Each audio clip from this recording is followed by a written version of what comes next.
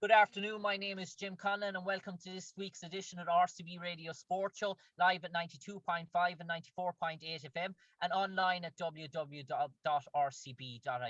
I'm delighted to be joined for the first part of the show, the first sector for the first 10 minutes. We'll review club action was in the cards this weekend, and the first rounds of the QC Cup and the Gary Cup and Division 3 football leagues were played. And I'm just going to talk to Seamus first about some of the games that were contested in the first round. And one of the key games that most football clubs and supporters were looking forward to was the clash of near neighbours Kilkenny, Ibricken and Milltown Malbay.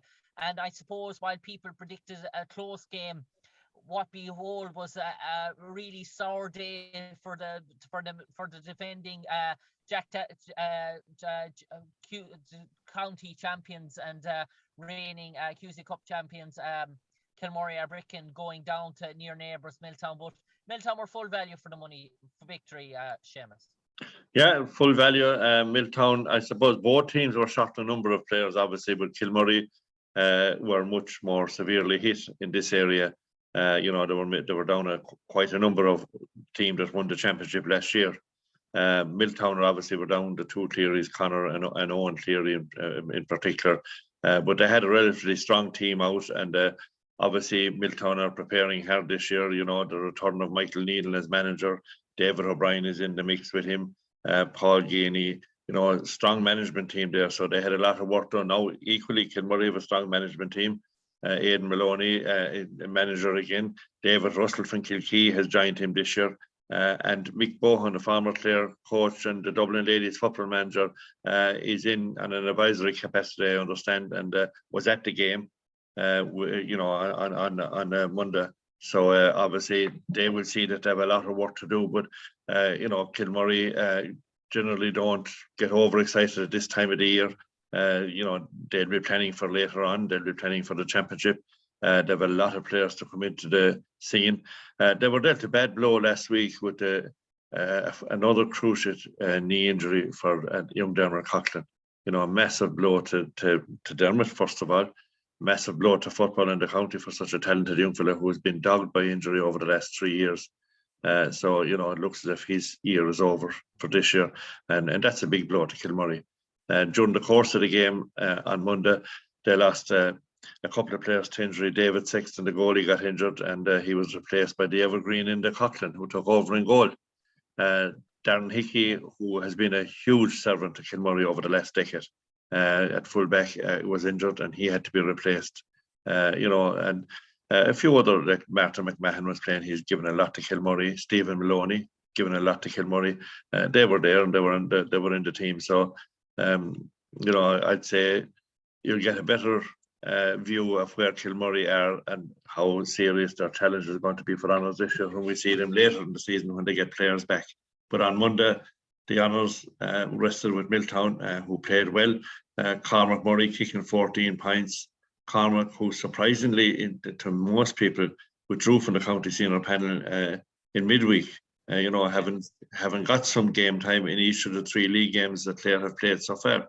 So it was a surprise that he withdrew, but he's a talented player. Kicking 14 points confirms, because in any football game to score that much is a massive boost. So it just shows what's there. But these two teams will be involved very much in the destination of where titles will rest before the year is out.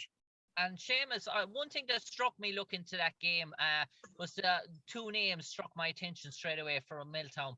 Dara McDonough was playing, and Ciara Malone was playing. Now, people will know when Milltown done the double in terms of the QC Cup and the Jack Daly as well, and won the first Jack Daly. Both those players have massive roles to play, and it looked like both those players had departed the scene for Milltown there, obviously last year, and word was that their day was probably Dara was living in London and he was going to play with a London club from there on, and Kieran had turned his attentions away from football. But to have two caliber forwards back in that sort of fold again from Milltown, obviously that makes teams stand up and notice, especially when you see those two names playing the first round of a QC Cup. Oh, certainly. Their presence is a massive boost to Milltown. Dara has been working in London. In his first year over there, he commuted. He came over and back for the games. Obviously, the COVID pandemic put a stop to that, and so he missed out on last year. With Milltown, he's back working in Ireland now and back in the Milltown squad. Kieran Malone missed a full year through injury. He had an injury because he was part of the county panel, as you know, as well, up to 2 years ago. So to have the two of them back in the team was a massive boost, and they're going to be key players for Milltown going forward this year. And I suppose I was at the St. Bricken's Clondigad game, and it was a game really that sort of ebbed and flows. Both sides were sort of even enough in the contest, and Macron Byrne got the crucial goal for St. Bricken's, but Clondigad and missing an awful lot of dual players. Gary Brennan didn't play, but what you call for Aid Davidson was very prominent for St. Bricken's, got a good few scores, but all in all, I'd say a fair result, but both sides with a good lot of players to come back in terms of their county setup. But other role game that caught my eye was Innistimon versus Erogue, and Paddy O'Malley back in the fold for Erogue, I see as well, a real talented forward. And is there any talk maybe of Evan Courtney being back in the fold for Erogue this year as well? I didn't ask specifically, but I know he has been in the States, and some people are saying he may be back. Himself and Dara Welsh have been over in the States, and I suppose the travel restrictions, obviously, that'll have a bearing on when they can or can't return if they're coming back. But there has been talk that Evan might be back this year. But they had a lot of young players in the lineup on Monday. Erogue, I'd say, would probably be one of the clubs that's most severely hit with the absence of players in Baldrick County at the moment, because they have 7 or 8 on the senior football, they have 4 on the senior hurling panel, and obviously they have a couple of players on the under 20 teams, so they would be down an awful lot of players, and they didn't have as big a panel present as Innistimon had. And just mention of Innistimon, I think they deserve great credit for last Monday. They have 3 adult football teams, and all 3 were in action on Monday. All 3 won. 60. They used 60 players with the 3 games. And they had roughly 10 players missing through the intercounty commitment with club or with Clare, and with the hurlers, because they have a couple of players of mine in Kilkenny who assist their football team, and they're tied up with the county hurlers at the moment. David Fitzgerald. So to field 3 teams in the one day, use 60 players, it's a great sign of a club, and it just shows the numbers that they have. And obviously, it was the first game with Odin O'Dwyer in charge of their senior team. And they look good. Learn and experience. Lawrence Healy playing a key game for them at centre back, came upfield, and they overlap and scored the game's only goal, which proved to be the crucial score, and they're 1-11 to 11 points win. So they've been knocking on the door for the last couple of years, and I suppose they've disappointed on a few occasions in the latter stages of the championship. And given the success they've had at underage level, there's a view out there that it won't be long until they make the breakthrough at senior level. And this will be an interesting year for them. And Seamus, the last Cusack Cup game, before I give a quick mention to the Gary Cup game, saw Dombeg and Kildare lock horns again. And this time around, Kildare were deserving winners against Dombeg. And by all accounts, I looked at the team sheets, and Dombeg, in fairness, I know they were missing David Tuberty to the Clare seniors, and they were obviously missing Tig Lillis to the Clare under-20s. But apart from that, they seem to have everyone in the fold. I saw Shane Ryan was back again. So Kildare without Emmett McMahon and probably without Conor Hassett with the Clare 20s, they put the game to bed fairly early against Dombeg, and Dombeg will be disappointed because people look at that Dombeg side and say that, well, they were only missing Tuberty and they were only missing Lillis. So you think with Kildare's main scorer Emmett McMahon be knocking throw that game should be more in the melting pot. Yeah, I suppose in fairness to Dombeg, they were missing a few more than that. Colin Dillon wasn't playing in the dial. The word is that Inda has retired, but he wasn't playing. And valuable experience with those 2 guys. And they're kind of I suppose they're maybe team building, and they're reorganising their team. They have a new management team in place there this year. And they were obviously experimenting a little because Pádraig Ahern, who would normally be a defender, was playing as wing forward. Now they lost Sean Conway to injury. I think I've heard that there's a broken collarbone, which will rule him out for a number of weeks, which is a big blow to them because he's a talented young forward coming through the ranks at the moment. But I suppose Dunbeg are kind of in transition at the moment. Some of the senior players have been around for a while. Kildare have a lot of good young players coming through, and they've been so close to the intermediate title over the last 3 to 4 years. I suppose a lot of people would have felt that they should have won it in that time, but they haven't so far. So they're very determined that to take that step and get up to senior ranks. And with the young talent that they have, I suppose that's their aim. Obviously, their aim is to get up, and they're going to be a force in the Cusack Cup. They're not going to be beaten handily by anybody, and I think their next game is against Clondegad, which will be an interesting local derby, and it will be interesting to see how that goes, and it will be a further test for the young fellas coming through. And Seamus, if I can give a quick sort of 2 minutes now to the Gary Cup and some things that caught my eye in terms of that, I suppose Garrod Cahill was very much to the fore in Corfin's win over Clare. And I suppose Lissy Casey had a good win against Kilrush again, but I noticed Garrod O'Brien was playing for Kilrush. So I presume Garrod O'Brien, has he departed the Clare scene as well? Yeah, I understand he's not part of the Clare scene or panel. He was, I saw that game, he was particularly impressive at centre back. He was the mainstay of their team. He kicked 7 points. It might be 1 hour, I think, to 7 points, 4 of which came from play. From long distance, there were massive efforts from the middle of the field, 3 of them in the first half. He was particularly impressive. So they have a lot of young players, Kilrush, a lot of young players coming through. They seem to be kind of building a new team. Matthew Maloney was back playing a wing back. They were missing a few players as well, like Lee Madigan. I heard them saying was out through injury. He'd be talented forward, one of their free scoring forwards. Lissy Casey will be happy. They introduced quite a number of new players to senior football.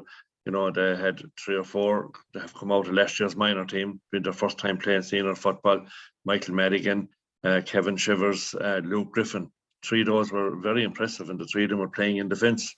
Obviously the regulars, Conor Finucane was excellent, kicked 9 points. There was some great team play as well. But it's the early days yet. It was the first game for nearly all the clubs that played last Monday. Hardly any of them had got time to have any bit of a challenge because they weren't allowed.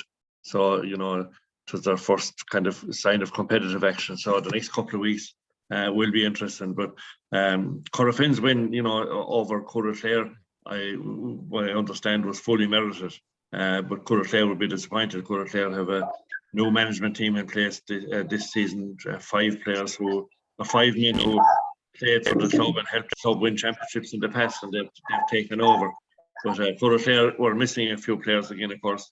Pierce Lillis obviously was with the county, or through the county committee, and they had 1 or 2 with the county under 20, so they were down a few as well. But I suppose this time of the year, clubs, the overall thing is clubs were delighted to be playing games. They're delighted to be back because they've been so long without games. And while the schedule is going to be fairly tough over the next half dozen weeks because there's no break, and the dual players will have a couple of double weekends.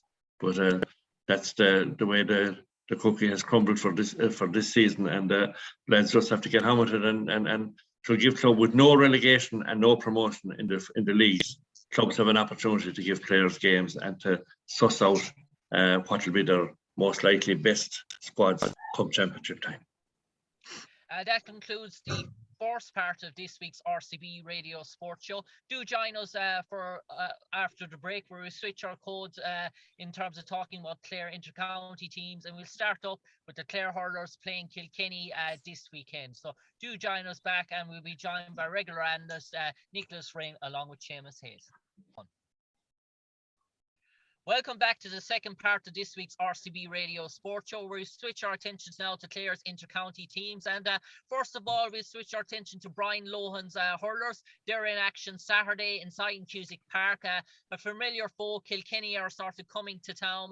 Kilkenny, a good run, victors again at the weekend. Brian Cody, as we know, always brings good Kilkenny sides to Cusick Park. So, Nicholas, what are you expecting this week after Clare? A victory again for Clare hurlers over Dublin. So 2 wins on the bounce for Clare, but Kilkenny obviously will be another step up again.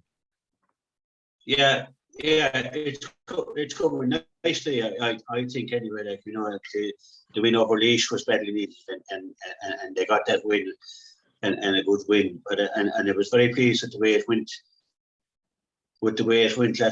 Last weekend as well against Dublin. And that was a step up from the Laois game, I suppose. And now Kilkenny obviously have 4 wins out of 4. This is a big step up as well. But for some reason, I don't know why, but Kilkenny always seem to bring the best out of Clare, and I expect the same again on Saturday. Kilkenny haven't beaten us since 2015. We've beaten them I think our last 5 league meetings, which is a fair testament, like, to Clare hurling, like, you know, to be able to do that. But it just seems we play our best hurling against Kilkenny. We've done that back through the years, like, as well, in the leagues in the 70s, where we beat when the leagues were really there that were a big prize, and we were able to beat Kilkenny in those as well. So it's a big test for Brian Lohan and his team. You know, you couldn't ask for a better test. Cusick Park. There's going to be a few people, 100 people allowed in, or whatever, like, and that'll add a small little bit to the crowd. You know, it's a small crowd, but it'll add a bit more spice to it. And I'm expecting the Clare will count it well. I think Clare need a win on Sunday, probably more than Kilkenny. Kilkenny are kind of home and host, you could say, as regards to league, and Brian Cody will be very pleased with the way they're going. But I think the Clare in us, you know, will really want to set down a marker now for where they are at, you know, coming up to the championship now. And I think last weekend was very positive. Okay, we let in 2 goals before half time, you know, and you could argue they were soft goals, but, you know, I suppose Rory Hayes, on his namesake, you know, when he got that ball, that first goal that Dublin got, he couldn't tackle him. That's the new rule now. You just can't tackle it. You know, the tackle is gone now almost, because you what do? Do you tackle, get a black card, and get sent off for 10 minutes, or do you just, you know, do what Rory Hayes did? You know, so that's the big one for me. Like, but we copped up 2 goals in 4 minutes. We were in at half time a couple of pints down. We were up 5 pints before that, and then we gained lead early in the second half, and we held the lead right throughout, and we ran out comfortable winners. So we couldn't ask for anything more than that, really, from any team. I see the team as what I wanted to see was a more settled look about the team, and I think I saw that. And we saw, you know, we've been accused to be the one-man band with Tony Kelly, like, but I think we saw other players now and stepping up to the mark, like Aidan McCarthy had 4 pints and played really well. Cathal Malone is playing great work. I thought he did immense amounts of work last weekend from the middle of the field. And it was great to see a few players back, to see Colin Galvin. You know, we saw flashes of what he can do and sending great ball. And, you know, I suppose there's one thing about Tony Kelly, like, and you can't criticise Tony Kelly. Like, every time he gets the ball, he seems to get a score, but he doesn't really feed his inside forwards. So there's where Colin Galvin will really come in, if we can get him right, to feed those inside their star of position in there. And I saw John Conlon as well getting ball from the half back line and going for long range shots. Like, what about feeding our inside forward line? You know, I was disappointed with that aspect of our game, but I presume they'll get that right for the championship. And you know, they're just beginning to be a more settled look about the team. And I suppose, you know, we're waiting to see what the line-out will be like for Kilkenny, but I'd be confident. Seamus, your sort of view on Clare now, are you beginning to see a stable platform? Cleary at full-back, Conlon at centre-back. Are we beginning to see what's going through Brian Lohan's mind in terms of championship around the corner now, not long to go? Yeah, it would certainly look that way. Like, I'd be surprised if there are too many changes made to that team for the game against Waterford in a couple of weeks' time, which is the game that they have been, as Brian himself said after the game in Portlaoise, he says they have had to keep an eye on that Waterford game. And there was a much more settled look about the team last week. It was arguably the strongest team on paper, at least, that has played in this season's league. Helped by the fact that Colin Galvin was back, and he got better as the game went on. He put in some great tackles, some great hooks, and he kind of spent a lot of time maybe back around the half back line in the second half, sweeping up a lot of balls, which was well used by him. I would be concerned about the concession of the goals just before half time. We were kind of opened up a bit at the back, and if that happens against a team like Kilkenny, you'll be punished. But I suppose, it takes time to get everything right. I think it was after the win in Laois that Brian Lohan said that they believe that they have a fair bit of talent in the squad, and you could see that last week. They certainly have a fair bit of talent in the squad, but I still think there's a place, that David Fitzgerald is good enough to be in the starting 15. That's my own personal opinion. I think he showed that when he came on last week. I think there's still a position or two at least up for grabs. I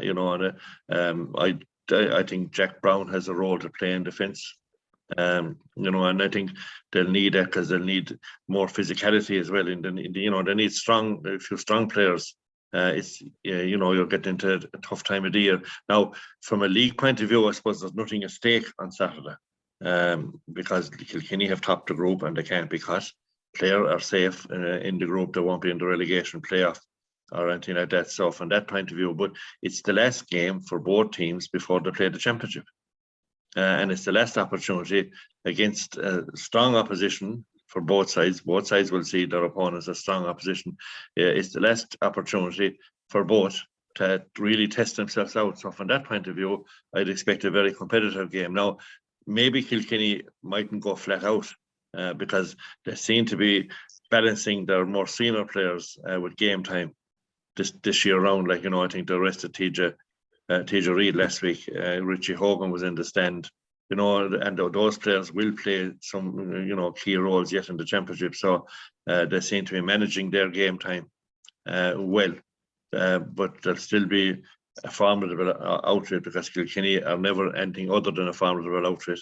They'll test any opponents at any time. So it has the makings of a great game. It's an important game from that point of view, as there's only 2 weeks from this weekend coming until Clare go to Thurles to face Waterford in the championship. So they will want a good performance this week, and this is the test now. I haven't got 2 wins in the previous 2 outings. This is the big test. And I suppose, Nicholas, 24 hours later on Sunday, another big game in Cusack Park. It's Mayo footballers, the All-Ireland finalists from last year, are coming to town.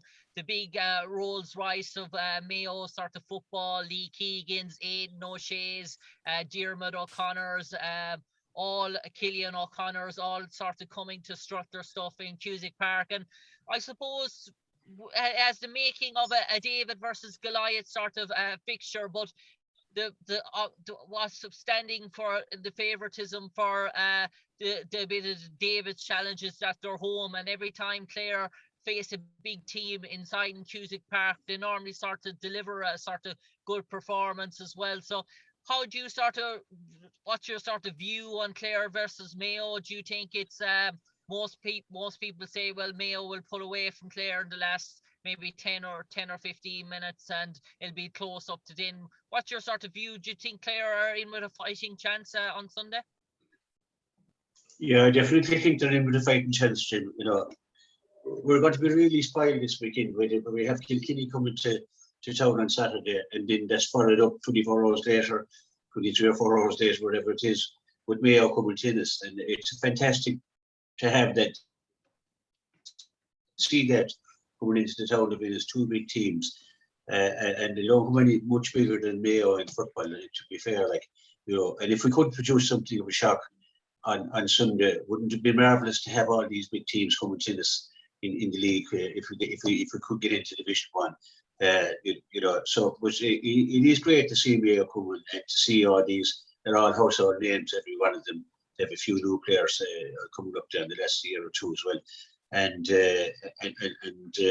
you know, there's where you want to be. There's where Clare football wants to be, playing the likes of Mayo, and with something at stake. And there's a lot at stake. You know, a place in Division 1, it's a huge prize for Clare. You know, and I think that this Clare team is well capable of you know, as you said there, like, you know, they have produced big games against big teams in Cusack Park and in other fields as well, but particularly in Cusack Park. And I think that I would give them a great chance of maybe causing an upset. You know, okay, Mayo are probably the second best team in Ireland over the last number of years. You know, and we're very lucky not to be crowned Ireland champions, a lot of those players. And you know, so the challenge is huge. Like, but this Clare team won't be phased by that. You know, and it's strange. It's new territory for Mayo coming down to Innis. All right, they played Clare a few years ago. All right, but it's a new challenge for them as well to come down to Cusack Park, and they won't be too familiar with the surroundings. And playing this Clare team who are growing in confidence as the league has progressed. So to answer your question, I think they can produce a big game on Sunday. And if they do that, you know, they won't be. I don't see it as a game where they'll go well for three quarters of the game and Mayo could pull away in the end. I think Clare will stay toe-to-toe right through the game. You know, and a bit of luck and a few things fall away. You know, we could be in a really happy place on Sunday evening. And I suppose, Seamus, I suppose the key for Clare playing the big teams in the past was these sort of sucker goals that Clare would concede maybe right before half-time or maybe midway through the second half, and it would just sort of deflate the whole sort of momentum. But 3 games so far for Colm Collins's Charges, no goals conceded. And if Clare don't give Mayo a goal this weekend, you got the feeling that Clare have the ability to kick maybe 10 or 12 points against Mayo. So how important is it for that defence really to stand strong against a much vaunted Mayo attack, and obviously try and go for 4 games in a row without conceding a goal, which would be a first for Clare, I imagine, that going 4 consecutive games in a row without conceding a goal? Well, I'd certainly say that it will be important, and Clare will be determined to extend that record of not having conceded a goal so far this season. No, I think in the modern game, it's 15 players or 15 defenders and 15 attackers, because we regularly see defenders coming up the field and the overlap and getting in on the scoring. So equally in the game, we see the forwards helping out the defence, and you know, you're expected to travel all over the field now. You know, the game has developed that way, and Clare have shown this year that they're capable of doing that. You know, you'll see how many times have we seen in the 3 games so far David Hubbard in the full back line helping out. You know, and I just mentioned him as one. You know, and all the players that line out in the forward line will spend time back helping out the defence. So I think that's a key part of why Clare haven't conceded a goal in this league. You know, they're 15 defenders when they have to defend, and you know, when they have to attack, they have more than the regular 6 attackers. You know, they've plenty help from the defence. You know, going into Sunday's game, you know, I understand that Podge Collins is fit again and is in line to play a part, which is a big help and a big boost, because you know, he's a fella, his experience alone from whether it was hurling or football. Jamie, you know, in contention? I understand. No, I think that Jamie it's a game too soon. That's what I'm hearing anyhow. That Jamie won't make it this weekend. He's training and he's working away, but he's not ready, which is a pity, because as it's the last competitive game before they face Kerry, you know, it would be nice to see him get some game time. Now that's my understanding. But Kevin Hartnett obviously is out as well. You know, another huge experienced player that won't be available. But they have, there's a great panel there, and we've seen that with the new players who have come in this year. Daniel Welch, Darren O'Neill, Joe McGann, Aaron Griffin. All these fellas, have contributed to where Clare are, and the fact that they're battling for promotion to Division 1 this week. Gavin Cooney has been an exceptional for him in this campaign. You could see he has matured and blossomed over the last 2 seasons. So I'd be very confident that Clare are going to, certainly put it up to Mayo and match them. Maybe Mayo have that bit more experience, but if you look at the 2 teams over the last 10 years, they're arguably the 2 most consistent teams outside of Dublin, obviously, in Gaelic football. Since Clare went up to Division 2 5 or 6 years ago, there hasn't been a year but the majority of pundits have predicted that they'll go down again, and that hasn't happened. A lot of lads couldn't believe that they were within 5 minutes of Division 1 football 12 months ago, and now they're 1 game away from going up again. So they obviously have to be doing something right, and we all know that Mayo have been knocking on the door trying to win the Sam Maguire Cup. How many finals and semi-finals have they been in the past decade?